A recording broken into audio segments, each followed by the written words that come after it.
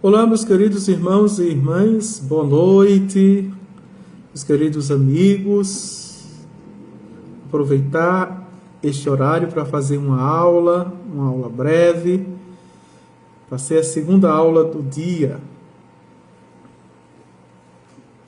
Pelo sinal da Santa Cruz, livra-nos Deus nosso Senhor dos nossos inimigos, em nome do Pai e do Filho e do Espírito Santo. Amém. Vinde, Espírito Santo, enchei os corações dos vossos fiéis e acendei neles o fogo do vosso amor. Enviai o vosso Espírito e tudo será criado e renovareis a face da terra. Oremos. Ó Deus, que instruísse os corações dos vossos fiéis com a luz do Espírito Santo, fazer que apreciemos retamente todas as coisas segundo o mesmo Espírito e gozemos sempre de sua consolação. Por Cristo nosso Senhor. Amém. Em nome do Pai, do Filho e do Espírito Santo. Amém. Sei que vocês não dormem cedo mesmo, né? Então, depois da missa, sempre tem um jantar comunitário. O padre fica um pouquinho com a comunidade e, ao voltar, dá tempo de fazer uma aula, certo? Esta é a 16ª aula. Ainda estamos no credo, não é, da doutrina cristã, e no 9º artigo ainda. Esse artigo é longo, né, é muito extenso, mas estamos já terminando para entrarmos no 10º artigo do símbolo apostólico. Então vamos ver hoje, nesta aula, os tópicos, os pontos, a igreja docente e discente, o Papa, não é? No seu primado, que é bispo de Roma, vamos ver. E se der tempo, vamos ver a infalibilidade da igreja e também do papado. A igreja é sociedade desigual ou hierárquica, onde há quem governa e quem obedece. Essa afirmação ou afirmativa, ela é sine qua non, né, nos tempos pós-modernos, sobretudo nesta sociedade da igualdade, nesta sociedade do tudo junto misturado, nessa sociedade da grande ambição, não é? Do igual, que é o do nivelamento por baixo, né? Sociedade que não se tem autoridade, que busca muito ter referenciais, mas uma sociedade que não quer obedecer. É, portanto, uma sociedade do segmento. As mais mídias, nós chamamos das novas mídias, e as redes sociais estão aí, imperativamente mostrando isso, não é? Cada pessoa cria sua rede social para ser seguida, até o padre também, não é? Que, veja, impreterivelmente, não é? Então, é uma sociedade do... Se é uma sociedade do igual, é uma sociedade do desrespeito. Porque todos querem ser respeitados e, em última análise, ninguém respeita ninguém. E por isso que é uma sociedade também que não respeita as instituições, não é? Sobretudo as instituições que têm um grande teor moral e ético. E se Deus ele ama a todos, não é? Se Deus dá dignidade a todos, então, religiosamente, não tem que respeitar, E se eu não respeito, eu acabo não escutando, ouvindo, não é? Se é igual a mim, não tem nada a me dizer, não tem nada a me comunicar. E nós criamos um grande problema aí, não é? E por que o grande problema? Porque nós começamos um processo relacional com a inversão de valores. Por isso que é uma sociedade muito paradoxal. Veja, é a sociedade da igualdade, desde a Revolução Francesa, não é? Veja, igualdade, fraternidade, liberdade, não é? Igualité, fraternité, não é? Liberté, não é? Foram os 3 pontos muito defendido. Por quê? Porque se conseguiu com o iluminismo, aqui é um pouco de história, né? Com o iluminismo, e desde lá a revolução, né? A mudança copernicana e a grande, como eu posso dizer, cartada de tirar Deus do centro e colocar o homem, teocentrismo e antropocentrismo. Então, se eu já tirei Deus do centro, ele está na periferia. Se eu estou no centro, não é? Todas as instituições, inclusive a instituição, não é, que era única, católica, também sai do centro. Que é uma instituição que protege os valores, a ética, não é? E que representa Deus ainda no centro, na sua hierarquia, no seu magistério, na tradição, fundamentado nas Sagradas Escrituras, não é? E com isso, não existe mais uma sociedade, porque todas as sociedades são iguais, todas as instituições, veja, o homem é igual. A grande liberdade, e parece-me que isso foi um grande ganho, né? A igualdade de todas as classes, E por isso que com Karl Marx e o Engels, agora história e filosofia, não é? Surge a briga de classes por esta igualdade. Então, o proletariado, não é, vai se rebelar contra, né, os patrões, né? E ao invés de subirmos, a gente, enquanto sociedade humana, declina. Por isso que, assustadoramente, você pode não convir comigo, você pode não aceitar essa minha reflexão, a minha análise, e até pode achar uma bola fora, ou até mesmo, não é, dizer como os adolescentes dizem, nada a ver, certo? Você pode discordar. Mas por isso que é interessante, não é, que entra aí a questão do subjetivismo, não é? Que eu tenho a minha verdade, a verdade subjetiva, não é? Dentro da minha liberdade, que é aberrante demais. Veja, apenas a primeira frase para dizer que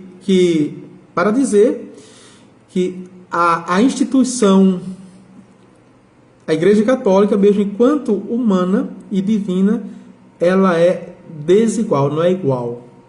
porque ela é hierárquica, ela tem um magistério. E Deus não nos trata por igual. Isso é um escândalo dizer isso hoje. Não. Deus nos trata como pessoa e como filho. Isto é, quando nós somos batizados. Em nome do Pai, e do Filho e do Espírito Santo. Veja, Ele nos acolhe. Ele nos acolhe. Mas nunca Deus nos nivela por baixo. Não é? Tudo junto, tudo misturado. A massa, nos vê como a massa. A voz do povo é a voz de Deus. Não. Isso nunca foi palavra de Deus e nunca foi cristão ou cristã. Vamos avante. Temos assim a igreja docente e a igreja discente, pedagogicamente falando, não é? Ou didaticamente falando.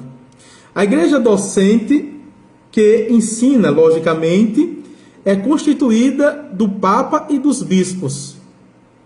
Olha aqui a hierarquia e o magistério. Unidos a ele, isto é, em comunhão com ele, e não separados, dentro da sucessão apostólica. O Papa é sucessor de São Pedro e, por isso, o chefe de toda a igreja. Os bispos, postos pelo Espírito Santo a reger uma diocese, isto é, uma porção do rebanho de Jesus Cristo, são os sucessores dos apóstolos. E o Papa de Pedro, porque é o primaz, é o cabeça dos apóstolos e a boca dos apóstolos. O Papa e aos bispos compete o poder de ensinar, dado por Jesus Cristo a São Pedro e aos apóstolos. A igreja discente é constituída dos outros fiéis e dos sacerdotes que ensinam, veja, a mandato, ou seja, mandado, né, dos bispos. Então, eu aqui na paróquia, veja, eu represento o meu bispo. Diocese de Palmares, Dom Fernando, né, Barbosa. E unido em comunhão a ele, eu transmito, veja, o seu poder de ensinar. Não é? É por isso que a maior expressão dessa unidade é litúrgica.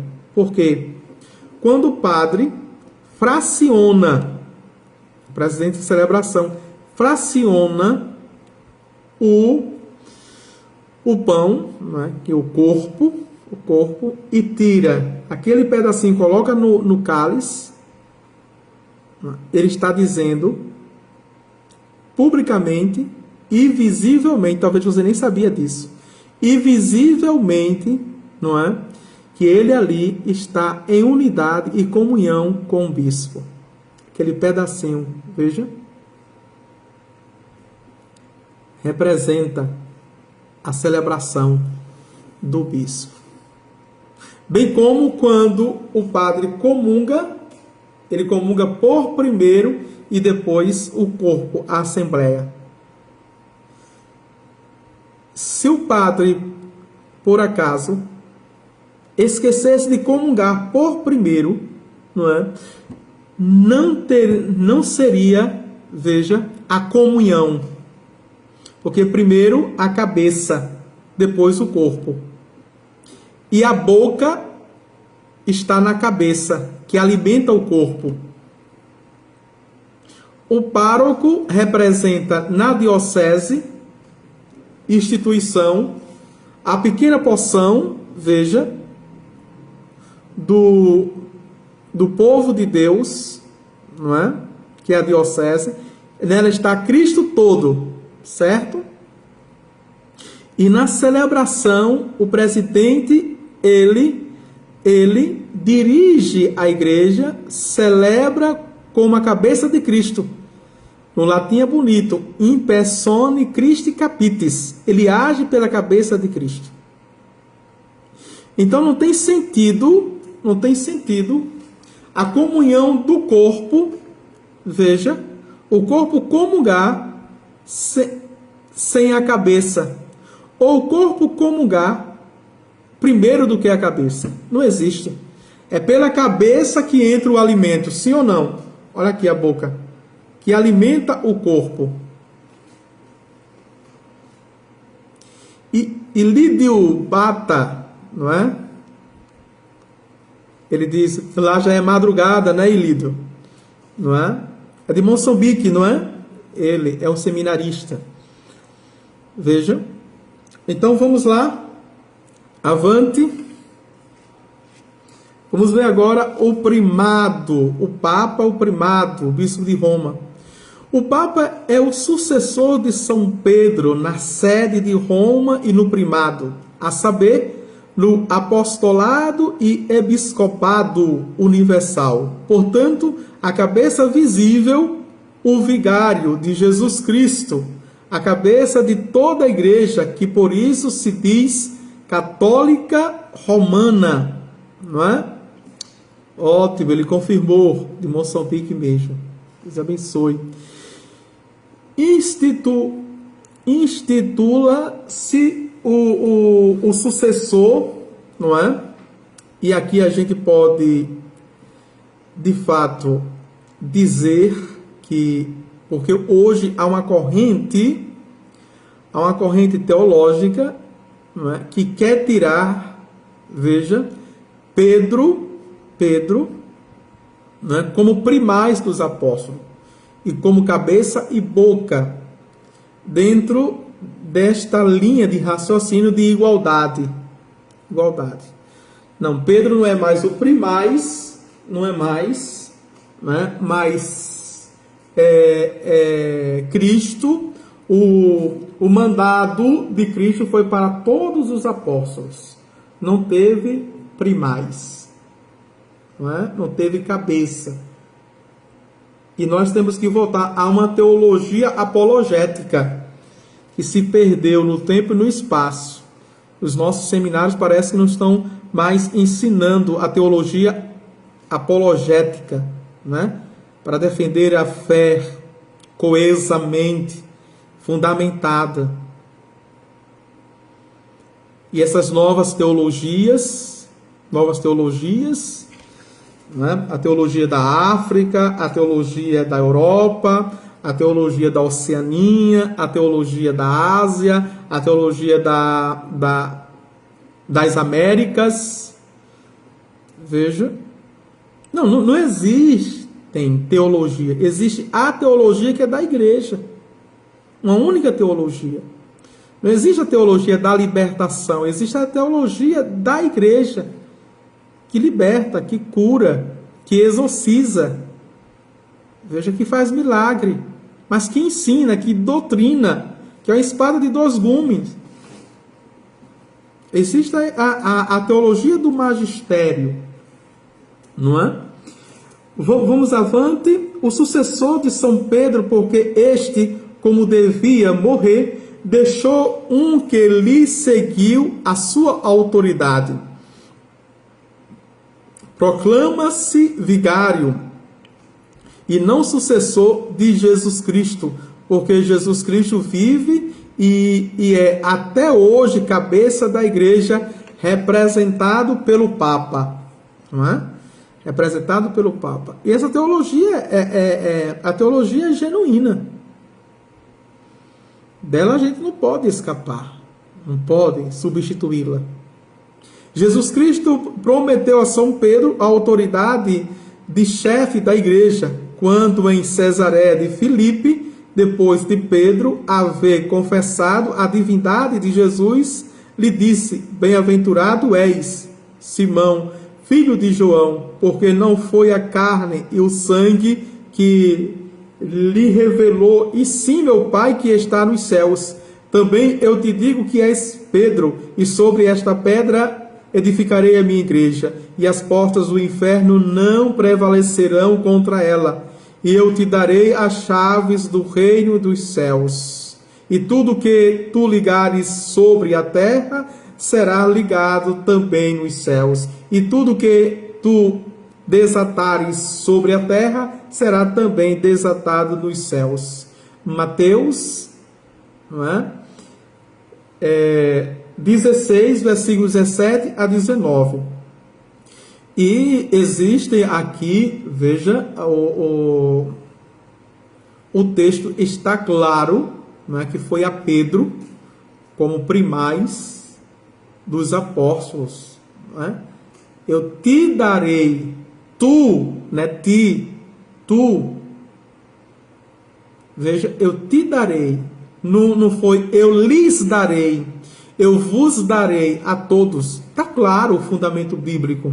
Mas exige uma exegese sem vergonha. Não é?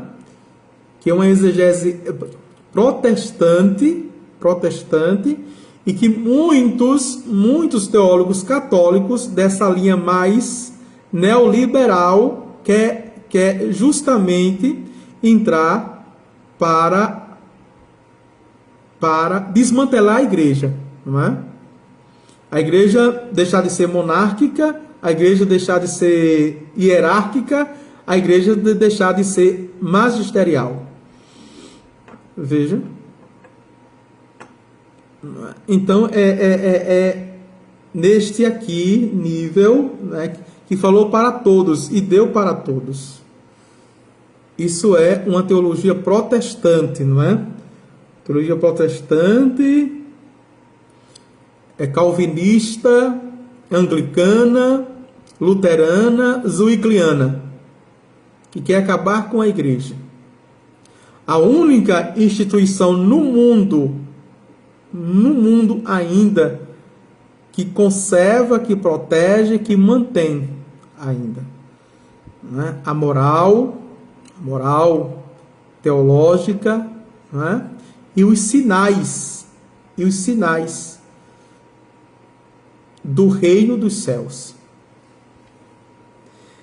Essa promessa foi mantida por Jesus após a sua ressurreição, quando na praia do lago de Tiberíades, perguntando 3 vezes a São Pedro se o amava, a afirmativa lhe respondeu: apacenta os meus cordeiros, apacenta os meus cordeiros, apacenta as minhas ovelhas.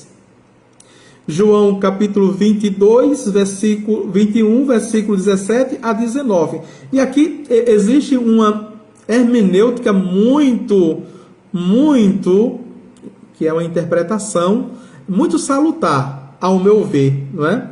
Quando diz apacenta por 2 vezes os meus cordeiros, está falando em apóstolos, como primais. Quando fala apacenta as minhas ovelhas, está falando, veja, de povo, de todo o povo, não é? Então Pedro é aquele que, recebendo as chaves, recebeu a autoridade de manter a unidade e a comunhão. A primeira nota da igreja entre veja, o colégio do episcopado, não é? E todo o povo de Deus. Todo o povo de Deus. É isso que significa também ser bispo de Roma. É esta a função do papado. Vamos avante. Nessas palavras, a igreja viu sempre indicado o primado ou autoridade suprema dada por Jesus a São Pedro sobre os cordeiros, que são, veja, que são os fiéis, que são os pastores com as suas ovelhas. Primado não de simples honra, senão de jurisdição verdadeira e própria, exercida por São Pedro e reconhecida pelos outros, como se deduz dos Atos dos Apóstolos. Esse primado consiste na autoridade doutrinal e de governo, e por isso em ensinar e definir tudo quanto Jesus Cristo ensinou, em governar a igreja, fazendo leis para o bem dos fiéis, curando da observância das mesmas e punindo os transgressores. Código do direito canônico. Não é? Mudança através das bulas e dos decretos. Aqui é impreterivelmente. Esse primado devia perpetuar-se, porque a igreja de que Pedro é cabeça deve durar até a consumação dos séculos. Veja. Então, e aqui a gente pode fazer uma análise bem logística e óbvia, não é?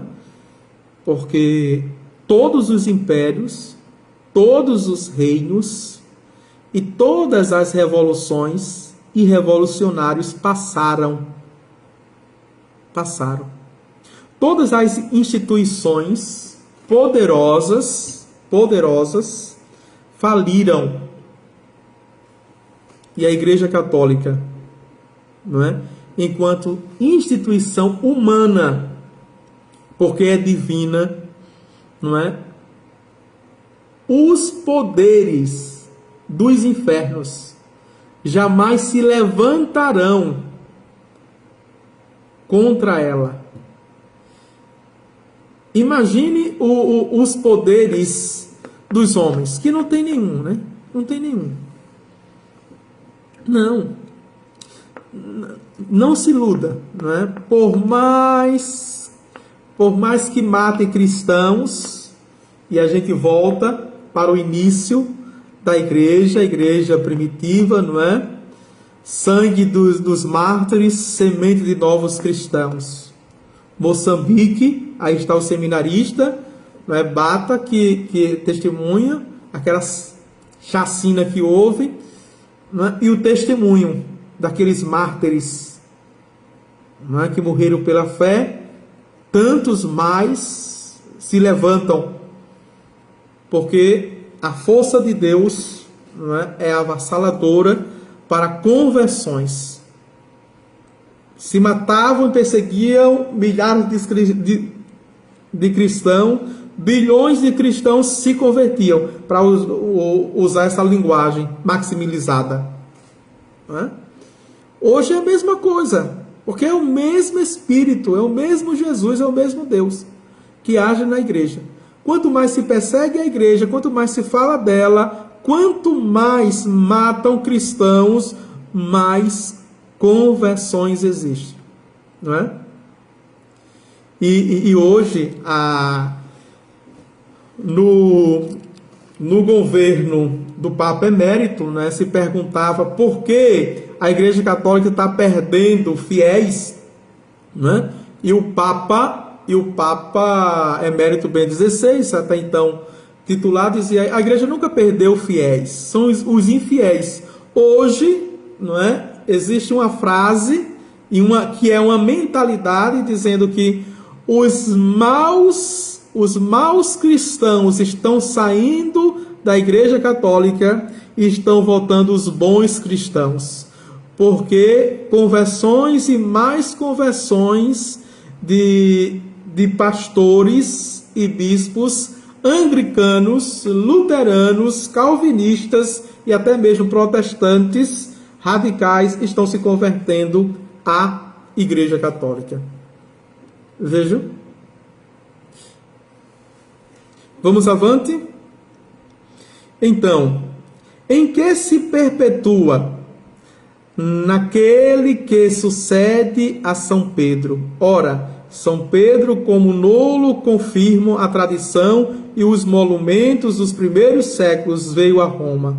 Foi bispo de Roma e morreu em Roma. Portanto, quem suceder a São Pedro como bispo de Roma, lhe sucede também no primado e episcopado universal como cabeça de toda a igreja. O primado do bispo de Roma, como nos atesta a história, foi reconhecido desde o princípio pela igreja toda. Assim, estando vivo ainda o apóstolo São João, como nascera uma questão na igreja de Corinto, recorreram ao Papa São Clemente e não a São João Apóstolo. Essa informação ela é aqui, não é? Ela é absurda, escandalosa e ao mesmo tempo prodigiosa. Veja o que diz a história, não é? E o primeiro historiador eclesiástico, Eusébio de Cesareia, não é? Diz aqui, porque vocês sabem, foi até uma pergunta, não é? Uma enquete da aula, eu acho que foi a segunda aula, a terceira aula. Com quantos anos, qual foi o último apóstolo a morrer e com quantos anos? Nós vimos que foi São João Evangelista, que morreu com 100 anos. Veja, ele estava vivo, o último apóstolo, mas na sucessão dos apóstolos, o Papa era Clemente. Então a igreja não recorreu a um apóstolo ainda vivo, a João, mas recorreu ao Papa, o sucessor de Pedro. Então, veja,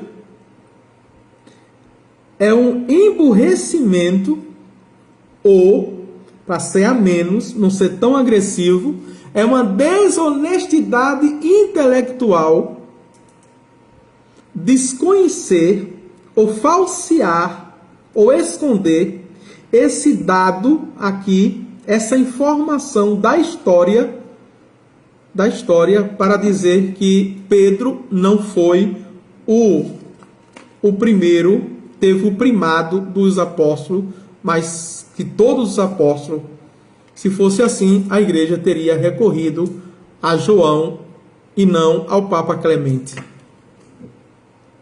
E João vivo foi obediente ao Papa Clemente, que mantinha a unidade e a comunhão da igreja. Você sabia disso? Pode colocar aí nos comentários, não é? São dados novos. Isso é a igreja de Cristo. A igreja de Cristo. O bispo de Roma chama-se Papa, do grego, isto é, pai. Pai. Papa quer dizer pai. Não é? Não é o papagaio, nem papa tudo.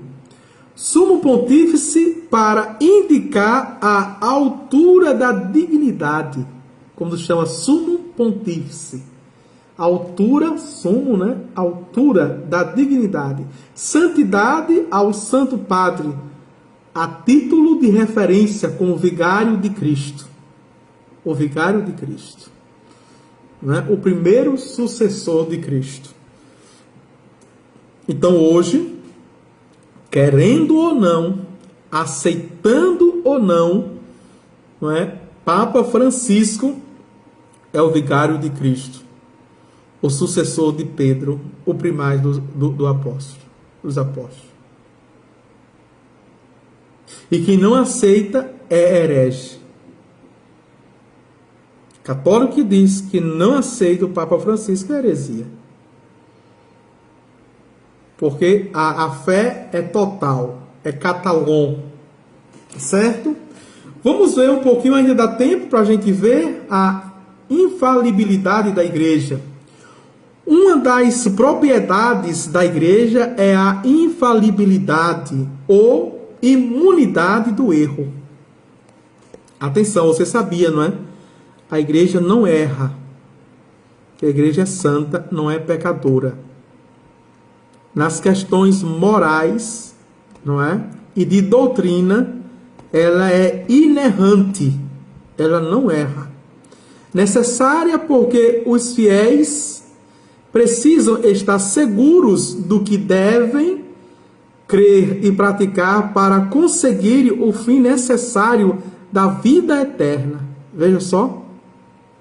Então, crer na igreja católica, eu creio na igreja católica, veja, na sua doutrina, que é inerrante, é necessário para a salvação, para obter a vida eterna.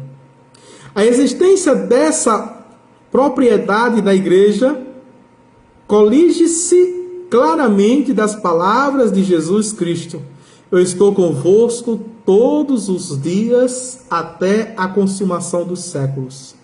Mateus capítulo 28, versículo 20. Mandará o Pai em meu nome ao Espírito Consolador, que vos ensinará toda a verdade. As portas do inferno não prevalecerão contra ela. A imunidade do erro reside, em primeiro lugar, em toda a igreja, isto é, em todos aqueles que livremente aderem à doutrina revelada pelo modo estabelecido por Jesus Cristo, porquanto não pode acontecer que a igreja toda professe uma doutrina errônea. Se após considerarmos a igreja como depositária da doutrina revelada, a infalibilidade deve residir naqueles que têm o poder de ensinar, isto é, na igreja docente, no magistério, na hierarquia. O modo solene e augusto para a manifestação extrema dessa infalibilidade é o Concílio Geral, quando se reúne todos os bispos do mundo por convocação e sob a presidência do Sumo Pontífice. O que é Sumo Pontífice? Veja, a altura da dignidade. Porque o concílio, quer o ecumênico ou o geral, é considerado que seja convocado pelo Papa, que o presida por si ou por seus delegados, e que os atos fiquem aprovados e ratificados pelo Papa, a quem somente foi dito: apacenta os meus cordeiros. E aqui é também extraordinário. Por quê? Veja, vamos dar um exemplo, não é? E contextualizar. Ok? Se o Papa Francisco fala nas redes sociais, no seu Twitter, não é? Ele fala, coloca aquelas frases dele, os pensamentos dele, veja, não é dogma de fé para nós, não é palavra de Deus. A gente lê, a gente escuta, a gente acha interessante, não é? Mas é uma palavra de uma autoridade, de um ancião, de um idoso que ele é, não é? De uma pessoa madura, de uma pessoa espiritualizada. Mas eu posso ouvir ou não, escutar ou não, certo? Mas quando o Papa Francisco ele fala no colegiado, fala em sínodo e, sobretudo, em concílio, seja o ecumênico, seja o geral, e sai aqueles documentos em constituições, em declarações, em decretos, veja, é palavra de Deus para nós. Palavra de Deus. Ele sozinho não é palavra de Deus. E quando ele fala livremente. Aí quando ele fala em unidade e em comunhão, na docência com todo o corpo, aí sim é palavra de Deus. Todo o magistério e toda a hierarquia. Deu para entender e relacionar? Exemplo de concílio, tomo-lo desde os tempos apostólicos, quando os apóstolos, sob a presidência de São Pedro, se reuniram em Jerusalém para dirimir algumas controvérsias e comunicaram depois a sua decisão aos fiéis com estas palavras: Visum est Spiriti Sancto et Nobilis. Pareceu bem ao Espírito Santo e a nós. Atos dos Apóstolos, capítulo 16, versículo 28. Aqui é um exemplo fundamentado biblicamente, não é? Porque vocês já entenderam e contextualizaram essa passagem aqui. Né? Foi na primeira viagem missionária de Paulo com Barnabé. Né?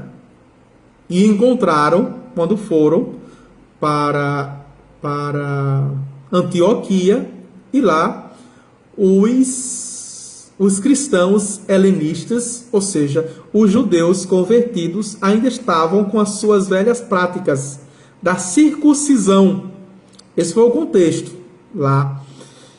E Paulo disse, não, ainda tem uma velha prática para aderir ao cristianismo, ou seja, na verdade, o caminho, e foi em Antioquia que pela primeira vez foram chamados, os seguidores de Cristo foram chamados de cristão, mas para aderir tinha que ser circuncisado, né? E essa era uma prática dos judeus. Aí Paulo disse, não, é uma coisa que está errada. Mas Paulo, atenção, Paulo deixou como estava, não é? E decidiu com Barnabé voltar. Ele não aceitou, viu que estava errado, mas ele não doutrinou. Não é? A interpretação é essa. Paulo não doutrinou. Eles decidiram, enquanto apóstolo, Paulo, apóstolo abortivo, ir a Jerusalém, veja, falar com Pedro, para que Pedro convocasse o concílio, chamado concílio o primeiro da história de Jerusalém, para ir, não é, decidirem com os outros apóstolos, Paulo e Barnabé, e os outros cristãos, decidir a doutrina, e ali formularam algumas doutrinas, não é? Não precisava mais para aderir à circuncisão ao modo dos judeus, mas que fossem batizados em nome do Pai, do Filho e do Espírito Santo, como Jesus mandara, não é? E se abstessem de algumas carnes sacrificadas aos ídolos. Aos ídolos. Veja a doutrina.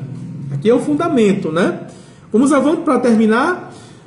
Os concílios ecumênicos foram 19, desde o primeiro de Niceia, não é? Em 325, ao do Vaticano, suspenso em 1870, não é? Mas até nós sabemos que já são 21 concílios. Outro modo de manifestação externa da infalibilidade da igreja docente é o acordo de todos os bispos espalhados pelo mundo e unidos ao Papa em determinado ponto de doutrina. Não é? Quem não está unido ao Papa, mesmo sendo bispo, são cismáticos. Por isso, católico, veja, existe a Igreja Católica Brasileira, não é? Que tem bispos, que tem padres, sacerdotes, que tem diácono, tem a mesma hierarquia, mas foram os bispos que romperam com a igreja, ou seja, cismáticos, que não obedecendo ao Papa e não aceitando a doutrina de Pedro, saíram da igreja. Então não é igreja católica. Não existe igreja católica do Brasil, não existe igreja católica, não é? Existe no Brasil, mas não existe do Brasil. Existe no Brasil, como existe na Venezuela, no Chile, em qualquer outro, ela está. Que é universal, é a igreja total. Mas não no país, tá certo? E por isso que tem muitos padres, que até mesmo se chamam padres exorcistas da Igreja Católica Brasileira, que se paramenta, que veste batina, se paramenta como um sacerdote da igreja. E confunde muito mesmo a cabeça. Cuidado nesses padres, são padres falsos. Ok? São padres legítimos da Igreja Católica. Tá bem? Amanhã a gente termina este artigo aqui, não é? Por isso que eu disse que é muito longo, mas amanhã a gente termina com a graça de Deus. Ainda tem 3 pontos, grandes pontos para terminarmos. O Senhor esteja convosco, Ele está no meio de nós. Abençoe-vos Deus Todo-Poderoso, Pai, o Filho e o Espírito Santo. Amém. Tchau, tchau. Até amanhã, se Deus quiser. Boa noite a todos.